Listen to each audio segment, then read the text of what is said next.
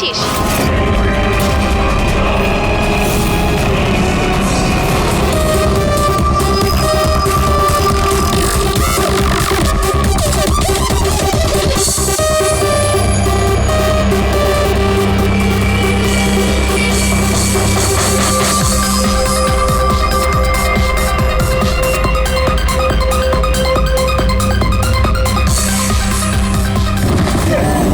আরে কি হলো? কি? আয়েশা!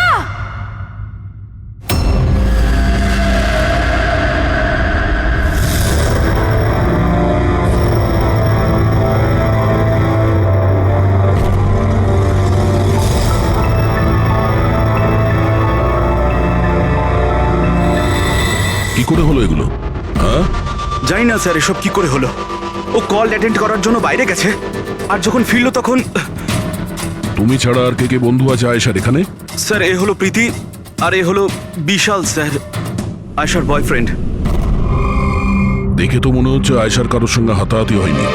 ও ফোন রিসিভ করার জন্য বাইরে গেছিল, আর ওখানে খুনি আগে থেকেই ওর জন্য ওয়েট করছিল। তার মানে স্যার খুনি এসব প্ল্যান করে করেছে? না পঙ্কজ, এটা তো প্ল্যান মার্ডার মনে হচ্ছে না। যদি প্ল্যান মার্ডারই হতো তাহলে ও অন্য কোনো হাতিয়ার ইউজ করতো, কাচের ইউজ করতো না। তার মানে হঠাৎ কেউ একজন হয়তো খুব রেগে যায় আয়েশার উপর, আর তারপর মেরে দেয়। মনে হচ্ছে তো এরকমই ফ্রেডি। আয়েশার এখানে কারোর সঙ্গে ঝগড়া হয়েছিল? কোনো তর্ক বিতর্ক? হ্যাঁ, এরকম চুপ করে থাকলে কিন্তু কাজ হবে না। এই যে সিসিটিভি ক্যামেরা আছে, দেখলে সবই আমরা জানতে পারবো। সরি স্যার, সিসিটিভি ক্যামেরা কাজ করছে না। হোয়াট? সিসিটিভি কাজ করছে না? এত গাফিলতি? স্যার ওই কাল শেষের গানটার কারণে ধোয়ার জন্য হয়তো কোনো টেকনিক্যাল ফল্ট দেখা গেছে। আমি তাড়াতাড়ি ঠিক করব। তুমি তো তখন ঠিক করাবে যখন তোমার ক্লাব আবার খুলবে। কেস সলভ না হওয়া পর্যন্ত তোমাদের ক্লাব বন্ধ। স্যার আমার মনে হচ্ছে এই খুন সৌরভ করেছে। বড় লোকের বিগড়ে যাওয়া ছেলে। Hey, can I get you a drink? I mean, কি খাবেন আপনি? কেন? তুমি ওয়েটার? By the way, আমি সৌরভ, আর আপনি? দেখো, যদি তুমি এই পৃথিবীর একটাই ছেলে হতে তবুও আমি তোমাকে ইন্টারেস্ট দেখাতাম না। তাই এই নামটাম জিজ্ঞেস করে টাইম ওয়েস্ট করো না।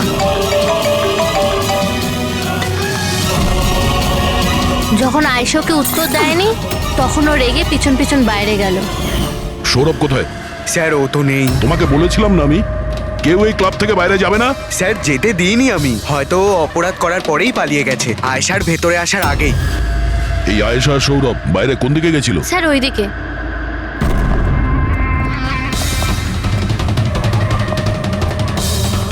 স্যার, রক্তের দাগ। তাহলে এখান থেকে আয়েশা ভেতরে গেছিল। আগে দেখি। স্যার দেখুন, এখানেও রক্তের দাগ। পঙ্কজ, ও নো, এত রক্ত! আর এই কাচের টুকরো, মনে হচ্ছে আয়েশার উপর হামলা এখানেই হয়েছে। স্যার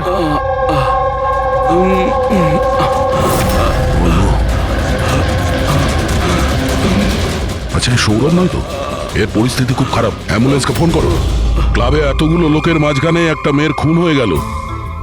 মামসাদদের খুঁজে পাওয়া যাচ্ছে না। সিসিটিভি ক্যামেরা আছে কিন্তু কাজ করছে না। তার থেকেও বড় কথা, এখানে কেউ কিছু হতে দেখেনি। কি অদ্ভুত ব্যাপার না? আয়েশা এভাবে আমাকে ফেলে রেখে যেতে পারে না। আমাদের এখানে আসাই উচিত হয়নি। Please don't Cry. নিজেকে এভাবে দোষ দিও না। ডোন্ট ওয়ারি, সব ঠিক হয়ে যাবে। আপনার বান্ধবীর এখানে খুন হয়েছে, আর আপনার এই ব্যবহার? হ্যাঁ, এতক্ষণ ধরে এখানে যা হয়েছে তাতে মনে হচ্ছে যে খুনি এখানে আয়েশাকে মারার উদ্দেশ্য তো এসেছিল না, রেডি হয়ে আসেনি। এখানেই ক্লাবে এমন কিছু হয়েছে যার জন্য ও রেগে গিয়েছিল, আর তাই ও আয়েশাকে খুন করে দিয়েছে, আর তার সাথে সৌরভের ওপরও হামলা করেছে। আমার মনে হচ্ছে যে ওই খুনি আপনাদের মধ্যে কেউ একজন। ফ্রেডি, পঙ্কজ, এখানে যত লোক আছে তাদের সবার ডিটেলস নাও। মাফ করবেন রাইমা, আমি নিজের দিক থেকে অনেক চেষ্টা করেছি। কিন্তু এখন এর থেকে বেশি সাহায্য আর করতে পারবো না। ইটস ওকে ডক্টর, আপনার যা করার ছিল আপনি সবকিছু করেছেন, আর আমরা এর বেশি আর কি করতে পারি?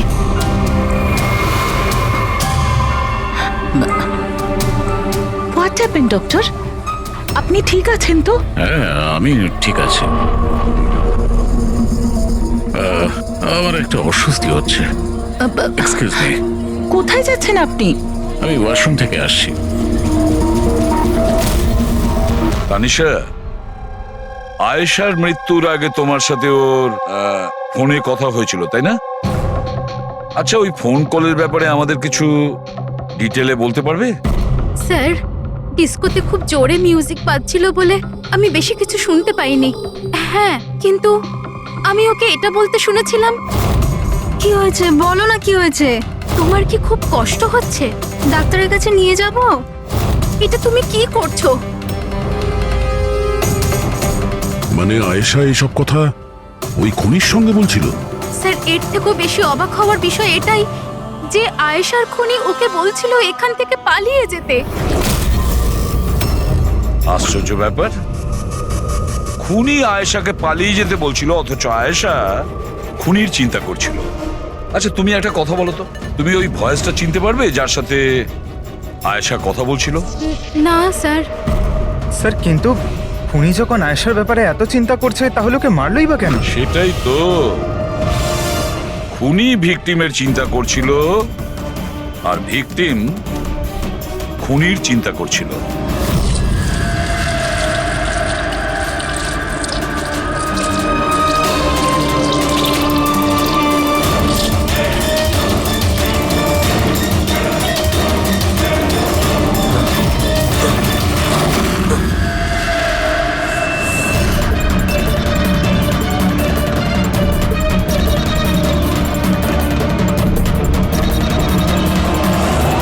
গান?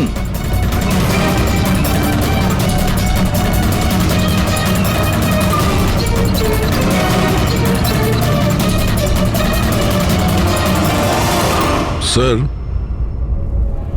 ওর যেখানে গুলি লেগেছে সেটা ছাড়া ওর শরীরে আর কোথাও আঘাতের চিহ্ন নেই। মনে হচ্ছে খুনি হঠাৎ এখানে এসে ওর উপরে গুলি চালিয়ে দিয়েছে। এরকম হতেই পারে। এই দেখো, এখানেও রক্ত। একটা কথা বুঝতে পারছি না স্যার, খুনি গানটা এখানে ফেলে রেখে গেল কেন? ও তো নিজের সঙ্গে গানটাকে নিয়েও যেতে পারত। সেটাই তো আশ্চর্য ব্যাপার যে খুনি এই গানটা এখানে এই ক্রাইম স্পটে কেন রেখে গেছে।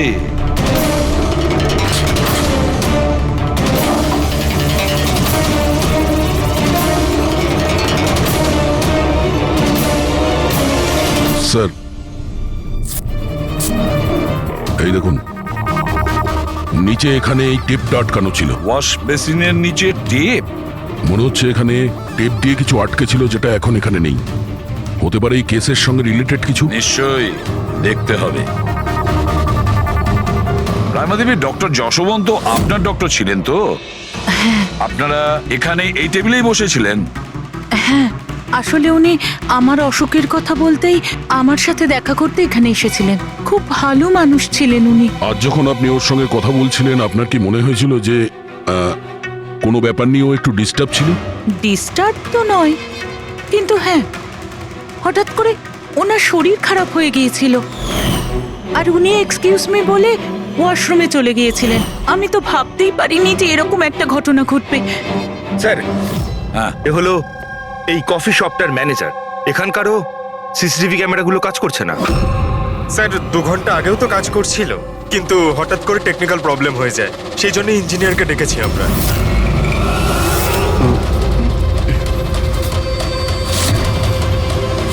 এই, একটু দাঁড়াও, এখানে এসো। হ্যালো স্যার, কেমন আছেন? আমার অবস্থা ছাড়ো, নিজেরটা বলো। তোমরা দুজনে এখানে কি করছো? এমনি ঘুরতে এসেছিলাম। কফি শপে ঘুরতে এসেছিলে? কাল রাত্রে তোমার বান্ধবীর খুন হয়ে গেছে।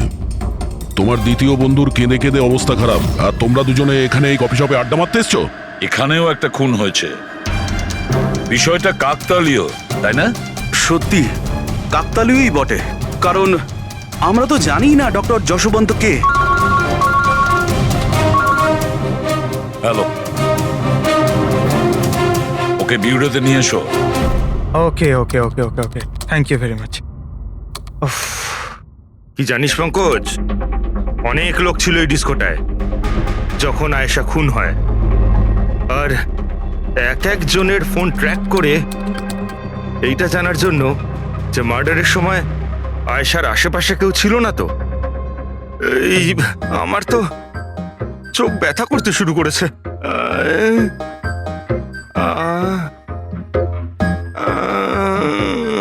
আরে স্যালাডগুলো চোখে লাগানো বন্ধ করুন ফ্রেডি স্যার। আরো কত লোকের নাম্বার ট্রাই করতে হবে, কাজ করুন ভগবান। সৌরভ, এখন তোমার শরীর কেমন? শরীরের আঘাত না হয় আজ নয় কাল ঠিক হয়েই যাবে স্যার, কিন্তু যা আমি ওই দিন দেখলাম সেটা হয়তো সারা জীবন কোনোদিনও ভুলতে পারবো না আমি। না আমি ওই পাবে যেতাম, আর না আমি আয়েশার চিৎকার শুনতে পেতাম। কিন্তু আয়েশার পিছন পিছন তো তুমি গিয়েছিলে, ও তোমার সঙ্গে ভালো করে কথা বলেনি সেই জন্য। এই কথাটা সত্যি স্যার যে আমি আয়েশার পেছনে গিয়েছিলাম, কিন্তু আমি যখন ওকে ড্রিঙ্ক অফার করলাম ও বারণ করে দিল স্যার। ইনফ্যাক্ট ও আমার ইনসাল্টও করলো স্যার, তাই আমার খুব খারাপ লেগেছিল স্যার, আর তাই আমি ওর পিছু নিয়েছিলাম। ও মাই গড, কে করলো এইসব কিছু? চলো তোমাকে আমি হসপিটালে নিয়ে যাই। হেই দাঁড়াও, আরে দাঁড়াও। আর তারপরে? স্যার আমার এখনো মনে আছে যখন আমি ওর রিস্টটা ধরেছিলাম স্যার, সেটা একেবারে নর্মাল ছিল না, ওটা নর্মাল মানুষদের রিস্ট ছিলই না। আমার খুব অদ্ভুত ফিল হয়েছিল স্যার।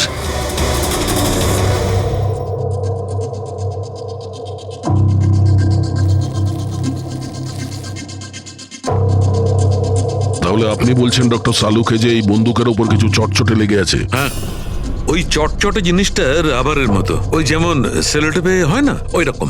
সেলোটেপ গান? ও, তাহলে খুনি আগে থেকেই ওয়াশ বেসিনের নিচে গানটাকে লুকিয়ে রেখেছিল। তাহলে মার্ডার একটা প্ল্যান মার্ডার ছিল। হ্যাঁ, কিন্তু এই বন্দুকটা যেটা দিয়ে ভিকটিমকে খুন করা হয়েছে, আর এই কাঁচ যেটা দিয়ে আয়েশাকে খুন করা হয়েছে, এই দুটোতেই কোনো ফিঙ্গারপ্রিন্টস পাওয়া যায়নি। কিন্তু ভাই, এই কাঁচটার টুকরোর উপর একটা বিশেষ ধরনের কেমিক্যাল লেগে আছে, যেমন ধরো প্লাস্টিক কেমিক্যাল। এখন কেন লাগানো ছিল, কি লাগানো ছিল সেটা জানতে হবে, কিন্তু এই দুটো কেমিক্যালই এই বন্দুকটাতেও লেগে আছে, দুটোতেই। ডক্টর সালুকে, আপনি তো বলছিলেন এই গানের মধ্যে ওই সেলোটেপের গাম লেগেছিল। সেটা তো ছিলই, তাছাড়া কেমিক্যালও আছে। ওটা ছাড়া এই কেমিক্যালও আছে? তার মানে এই দুটো মার্ডার, এদের দুটোর মধ্যে কোনো কানেকশন আছে? আর জুবিন আর প্রীতির ওই ক্রাইম সিনে থাকা কোনো কাকতালীয় ছিল না? একদম, তুমি একদম ঠিক বলছো দয়া।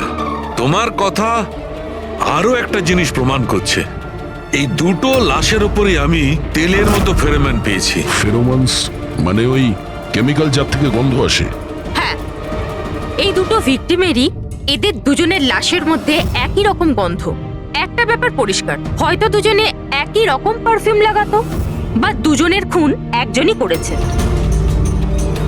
জেনারেলি একজন মহিলা লেডিস পারফিউম লাগায়, আর একজন পুরুষ জেন্টস পারফিউম, কিন্তু এই দুজনেই একই রকমের পারফিউম লাগিয়েছে, চান্সটা একটু কম। তার মানে এই দুজনের খুনি একজনই। আয়েশার মৃত্যুর ব্যাপারে দুটো কথা জানা গেছে, এক ওর বন্ধু তানিশা বলেছে, আর দ্বিতীয়টা সৌরভ বলেছে। তানিশার কথা অনুযায়ী যে খুনি আয়েশাকে ওই পাপ থেকে পালিয়ে যেতে বলেছিল। পৃথিবীতে এমন কোন খুনি আছে সে যাকে খুন করতে গেছে তাকেই সে বলছে যে তুমি এখান থেকে পালিয়ে যাও? তাহলে খুন করতে গিয়েছিল কেন? না না না না না না, গোলমাল আছে, নিশ্চয়ই কোনো গোলমাল আছে। আর স্যার ওই দ্বিতীয় কথা কোনটা? আর একটা কথা সৌরভ বলেছে। সৌরভ বলেছে যে খুনির কবজি কেমন যেন অদ্ভুত ছিল, সাধারণ মানুষের মতন ছিল না ওর কবজি। হয়তো কবজিতে রিস্ট ওয়াচ কিংবা ব্রেসলেট ছিল। হেড্রিক, বুদ্ধিটাকে একটু কাজে লাগাও, বুঝেছো? স্যার হ্যাঁ, স্যার দুটো ক্রাইম সিনেই একটা নম্বর কমন। সেটা কার? আয়েশার বয়ফ্রেন্ড বিশালের স্যার। বিশাল? বিশাল? এই বিশালকে তো কফি শপে দেখাই যায়নি, তাহলে কফি শপে গেল কখন?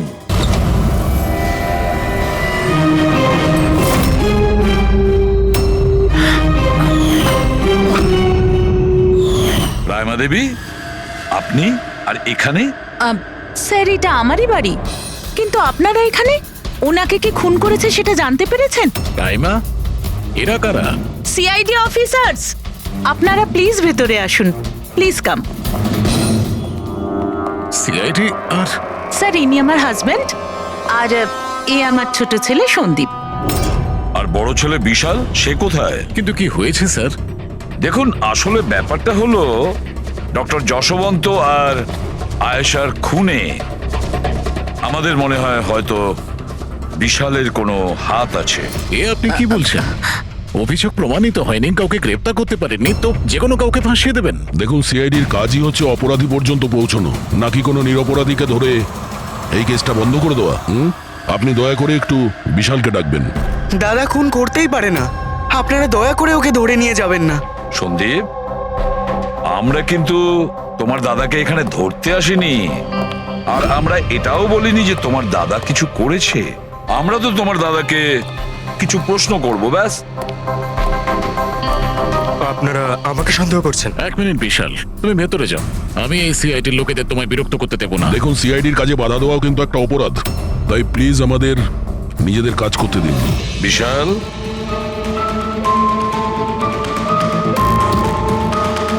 ডক্টর যশবন্ত খুন হয়েছেন ওই ক্যাফেতে, আর তুমি সেই মুহূর্তে ওই ক্যাফেতে ছিলে। কেন, কিসের জন্য গিয়েছিলে ওখানে তুমি? স্যার, আমি তো ওখানে জুবাইন আর প্রীতির সাথে দেখা করতে গেছিলাম। আমি জানতাম না যে আঙ্কেল ওখানে হঠাৎ মায়ের সাথে দেখা করতে আসবেন। আয়েশার সাথে তোমার ঝগড়া চলছিল না? আমি ভীষণ কষ্ট পেয়েছি স্যার ও মারা যাওয়ার পর। আমি জানি না ওকে ছাড়া আমার বাকি জীবন কিভাবে কাটাবো। আমি কিছুদিন একা থাকতে চাই। ঠিক আছে, তুমি গিয়ে রেস্ট নাও। এরপরে কিন্তু দেরি করা যাবে না। আরে, আপনারা আবার এখানেও? মাঝে মাঝে নিজের বাড়িতে যান নাকি? সবসময় বিশালের আশেপাশে ঘোরাফেরা করছেন? না স্যার, এমন কোনো কথা নয়। অ্যাকচুয়ালি ও খুব হতাশ হয়ে থাকে, ভাবলাম ওর সাথে থাকলে ভালো হয়। খুব গভীর বন্ধুত্ব, হ্যাঁ? জুবিন, প্রীতি, বিশাল, কড়া নজর রাখতে হবে এই তিনজনের ওপর।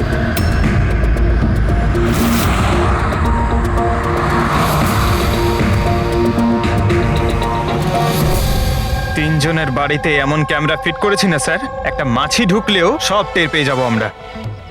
তুই যাই বলিস, কাজের লোক, দুধওয়ালা আর সবজিওয়ালা, এদের মাধ্যমে গোপন ক্যামেরা বসাবার আইডিয়াটা কিন্তু দারুণ ছিল। ভালো ছিল না? কিন্তু আমার ছিল না, দয়া স্যার ছিল। আচ্ছা, হ্যাঁ, আর উনি আমাদেরকে এখানে বসিয়ে দিয়েছেন যাতে আমরা এখানকার সিসিটিভি ফুটেজ চেক করতে পারি।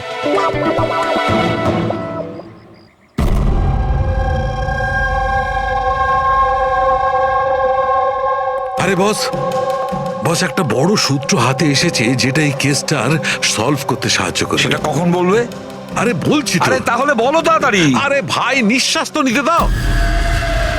তোমার মনে আছে ওই যে ভাঙা কাঁচের টুকরোটায় আমি প্লাস্টিক কেমিক্যাল পেয়েছিলাম? হ্যাঁ ডক্টর সালুকে, কি ওই কেমিক্যালটা? ওটা হচ্ছে গ্রাফিন, যেটা নকল চামড়া, আর্টিফিশিয়াল স্কিন বানানোর কাজে লাগে। Artificial skin? Prosthetic skin? Prosthetic skin? Prosthetic? দয়া, মনে আছে সৌরভ কি বলেছিল? যে খুনির হাতের ওপর ও অদ্ভুত কিছু দেখেছিল। Prosthetic skin, prosthetic arm. তাহলে কি এই খুন কোনো রোবটের মাধ্যমে হয়েছে?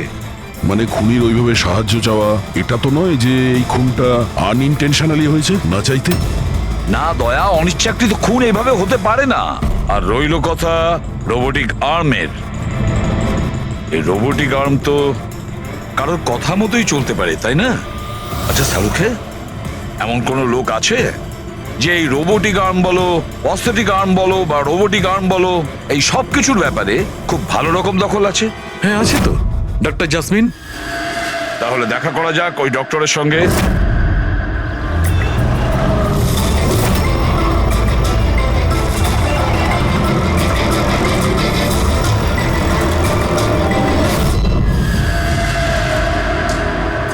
ডক্টর জাসমিন, আমরা এটা জানতে চাই যে যদি এই এরকম প্রস্থেটিক লাগানো হাত লাগানো হয়েছে রোবোটিক আর্ম, তাহলে কি ওই হাত ওই আর্ম অন্য কারোর ইনস্ট্রাকশনে কাজ করতে পারে? মানে নকল হাত লাগানো হয়েছে একে, কিন্তু এই হাত দিয়ে কি কাজ করাতে হবে তার কন্ট্রোল এর কাছে নেই, বিয়ের কাছে আছে, তাই তো? কারণ আমাদের সন্দেহ হচ্ছে যে খুন নিজের ইচ্ছায় করছে না, কেউ ওকে দিয়ে করাচ্ছে। স্যার, এটা শুনে যতটা কঠিন মনে হচ্ছে আসলে ততটা কঠিন নয়। হ্যালো, দামিনীকে একটু ভেতরে পাঠাও। হ্যাঁ, সেই রুগীটাই যার কাল টেস্ট হয়েছিল। রুগী?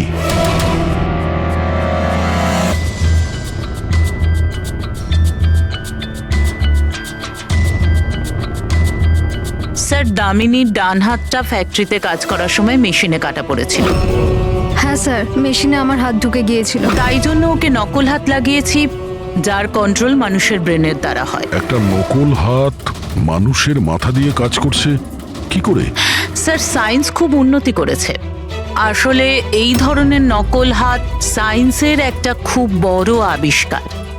এটাতে এক ধরনের চিপ আছে, মানে সফটওয়্যার, যেটা ব্রেনের দ্বারা কন্ট্রোল করা হচ্ছে। মানে মানুষের ওঠা বসা যেমনভাবে আসল হাত পা নাড়ানো যায়, সেইভাবেই এই নকল হাত পা নাড়ানো হয়, যেটা ব্রেন কন্ট্রোল করে। গ্রেট, বিজ্ঞান সত্যি অনেকটা এগিয়ে গেছে।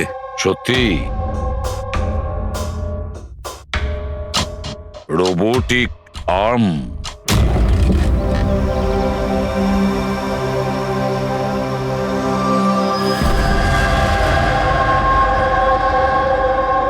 বাই। ওরা ওখানে হাত করছে আর আমরা এখানে গাড়িতে বসে আছি।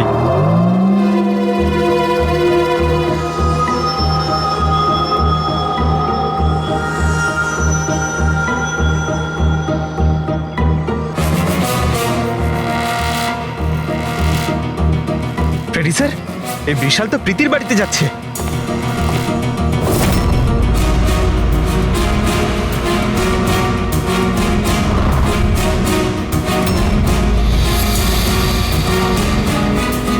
বিশাল, তুমি টেনশন করো না, কেউ কিচ্ছু জানতে পারবে না।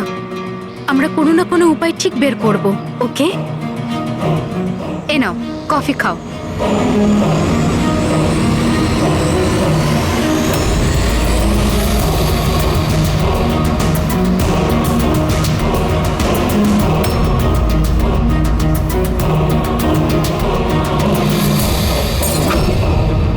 বিশাল, প্রীতি, আরে ওকে। প্রীতি পালাও।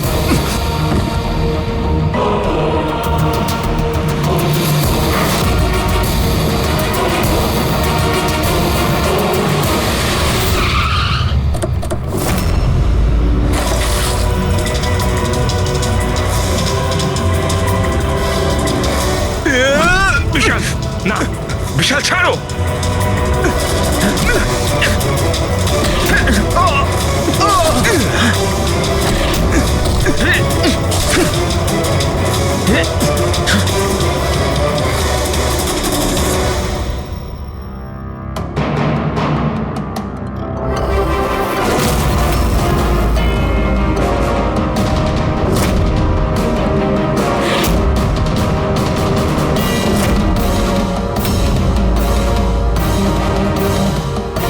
আমি স্বীকার করছি, আয়েশা আর ডক্টর আঙ্কেলকে খুন আমি করেছি স্যার। তুমি এখানে কি করছো? কি হলো? কি কি হচ্ছে এটা? আমি বুঝতে পারছি না কি হচ্ছে আমার হাতে। কিছু প্রবলেম? কি হচ্ছে বলছো না কেন কিছু? ডাক্তারের কাছে নিয়ে যাব? এটা কি করছো? এটা কি করছো? আয়েশা পালাও এখান থেকে, পালাও, আমি বলছি তোমাকে পালাও আয়েশা।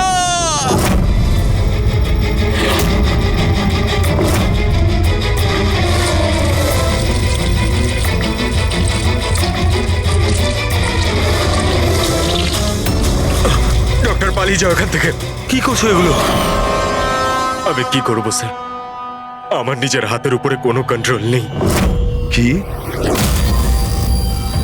তোমার হাত তোমার কন্ট্রোলে থাকে না? এর মানেটা কি? জানি না, হঠাৎ করে মাঝে মাঝে কি হয়ে যায়। সেই কারণে তুমি আয়েশাকে ওখান থেকে চলে যেতে বলেছিলে? হ্যাঁ স্যার, আমি আয়েশাকে ওখান থেকে পালাতে বলেছিলাম। আয়েশা পালাও এখান থেকে, পালাও। আর আমি অনেকবার চেষ্টা করেছিলাম যাতে আমি ডক্টর আঙ্কেলের কোনো ক্ষতি না করি। ডক্টর, পালাও এখান থেকে তুমি। একটা কথা বলো, কেন গিয়েছিলে তুমি ওই ক্যাফেতে? আমি ওখানে ডক্টর আঙ্কেলের কাছে আমার হাত ঠিক করাতে গেছিলাম, আর জুবেইন, প্রীতি আমাকে সাহায্য করছিল, কারণ আমি আমার বাড়িতে বলতে পারতাম না যে আয়েশাকে আমি নিজের হাতে খুন করে দিয়েছি স্যার। আমি জানি স্যার, আমার কথায় বিশ্বাস করাটা খুবই কঠিন, কিন্তু সত্যি এটাই, খুন আমি নয়, বরং আমার হাত করেছে। ডক্টর জাসমিন, বিশাল যা যা বলছে সেটা সত্যি? আমি বলতে চাইছি যে এটা কি সম্ভব যে একটা রোবোটিক আর্ম নিজে থেকেই ডেভেলপ করে আর সেই কারণেই তার মনে হয়েছে যে খুন করা যেতে পারে? চান্সেস কম স্যার, কিন্তু হ্যাঁ, হাতের ভেতরে লাগানো এই চিপকে কেউ যদি হ্যাক করে তাহলে হতে পারে। কি? প্রস্থেটিক হাতে লাগানো সফটওয়্যার হ্যাক করা যায়? হ্যাঁ দাদা, হ্যাক হতেই পারে, এটা পসিবল। যখন হ্যাকার এই নকল হাতের চিপ হ্যাক করে, তখন এই নকল হাতটা তার ব্রেন দ্বারা কন্ট্রোল হয় না যার শরীরে এটা লাগানো আছে, বরং এই নকল হাতটা কন্ট্রোল হয় হ্যাকারের ব্রেন দ্বারা। তার মানে কেউ একজন বিশালের এই রোবোটিক আর্মের সফটওয়্যারটা হ্যাক করেছিল আর তারপরে ওকে দিয়ে খুন করায়। স্যার, এর থেকে ভালো তো আমি এক হাতেই আমার সারাটা জীবন কাটিয়ে দিই। যে হাতটা অন্যদের জীবন কেড়ে নিচ্ছে, এরকম হাত আমার চাই না স্যার। বিশাল, একটা কথা বলো, তোমার এই হাত তোমাকে বলছে যে সেই কাউকে মারতে চায়, তখন তুমি কি ভাবো?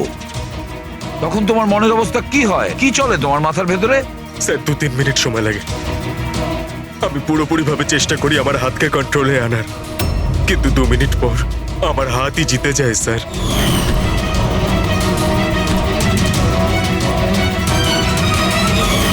চিন্তা করো না, এবার আমরা তোমার এই রোবোটিক আর্মের ভেতরে একটা ট্রান্সমিটার ফিট করব, আর যার থেকে আমরা জানতে পারবো যে ও কাউকে মারতে চায় বা হয়তো কারোর থেকে ইনফরমেশন পাচ্ছে যে তুমি গিয়ে খুন করো, সেটাও আমরা জানতে পারবো।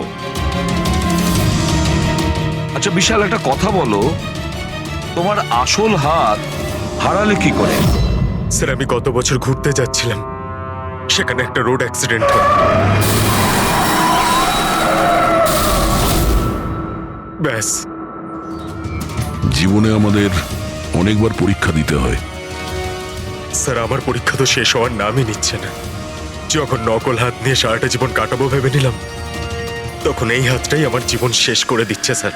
বিশাল, আমরা তোমাকে কথা দিচ্ছি, না তো তোমার একটা হাত দিয়ে জীবন কাটাতে হবে, আর না তো ওই আসল অপরাধী স্বাধীনভাবে ঘুরতে পারবে।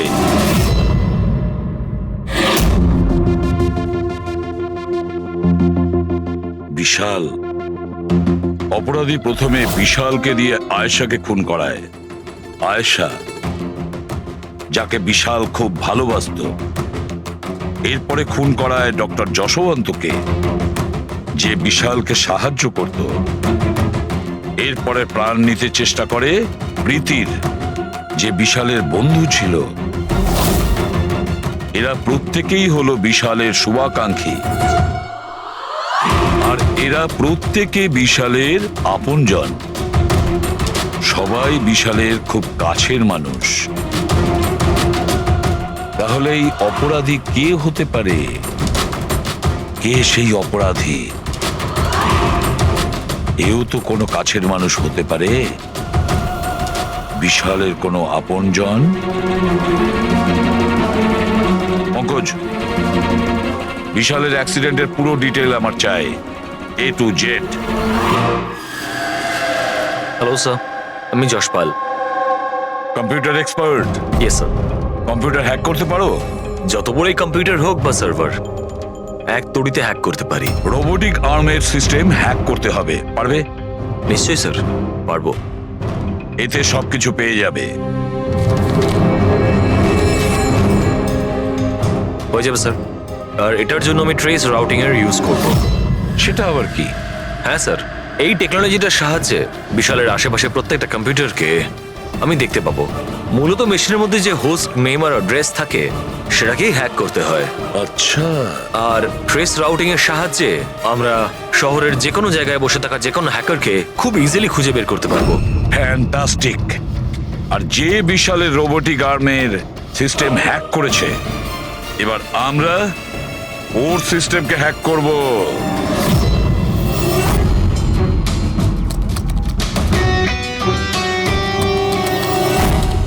এই দেখুন স্যার, এই সময় বিশালের আশেপাশে এই সব কটা কম্পিউটার অ্যাক্টিভ রয়েছে, আর এর মধ্যে হয়তো কোনো একটাই ওই হ্যাকারের।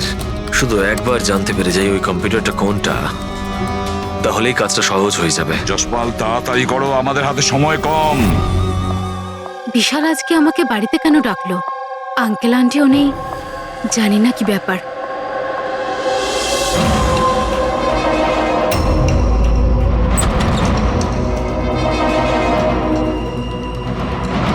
বিশাল, বিশাল। প্রীতি, তুমি জানো যে আমি তোমাকে মারার চেষ্টা করেছি, তবুও তুমি আমার কাছেই এলে। বিশাল, তুমি তো আমাকে ফোন করে এখানে ডাকলে।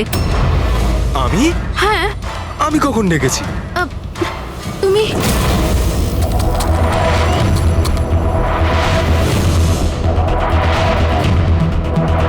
নো!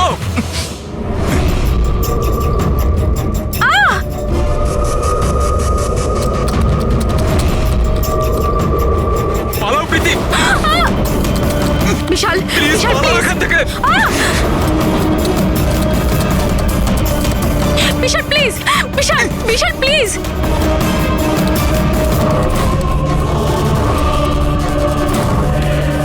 ইয়েস স্যার, ওই হ্যাকারের লোকেশন পেয়ে গেছি।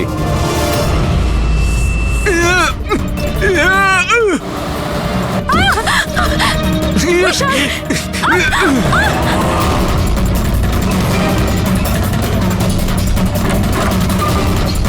স্যার, আপনি এখানে কি করছেন? বিশাল প্লিজ।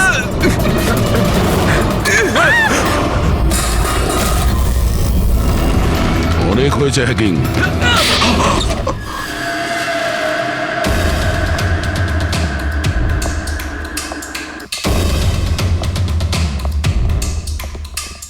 আবার এসে গেলেন আপনারা।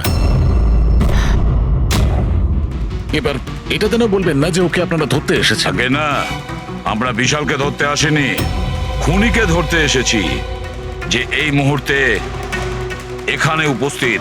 খুনি এখানে? কি বলছেন আপনি? আপনি আপনার মিথ্যে অভিযোগ কার ওপর লাগাবেন? মনন বাবু, গত বছর একটা গাড়ির অ্যাক্সিডেন্ট হয়েছিল খান্ডালাতে। 3 জন ছিল ওই গাড়িতে। 22 বছরের ছেলে বিশাল, 15 বছরের ছেলে সন্দীপ, আর 9 বছরের ছোট বাচ্চা সোনিয়া। গাড়ি বিশাল চালাচ্ছিল। গাড়ির অ্যাক্সিডেন্ট খুব সাংঘাতিক হয়েছিল। বাচ্চা মেয়ে সোনিয়া স্পট ডেড হয়ে গেছিল। আর আর সন্দীপ প্যারালাইজড হয়ে গেছিল। ও এখনো চলতে পারে না। এসব আপনি কি করে জানলেন আঙ্কেল?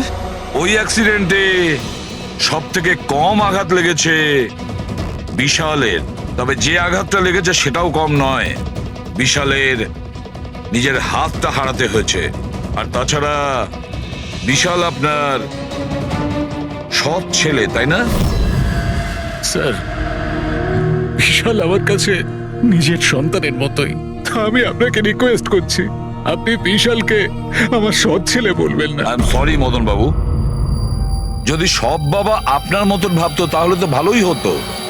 যদি রায়মা দেবী এভাবে ভাবতেন। কি রায়মা দেবী? আচ্ছা, আপনার মনে অনেক রাগ জমে আছে তাই না বিশালের জন্য?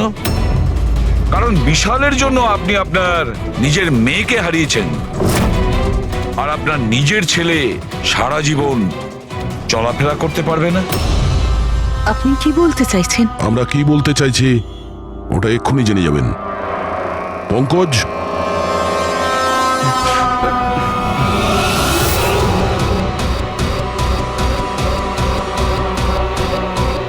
সরি আন্টি, কিন্তু আমি ওদের সবকিছু বলে দিয়েছি যে আপনার বলার জন্যই আমি এসব করেছি। আমি ওই সফটওয়্যারগুলোকে হ্যাক করেছিলাম, আর আমি সব জায়গার সিসিটিভি গুলোকে হ্যাক করে বন্ধ করে দিয়েছিলাম।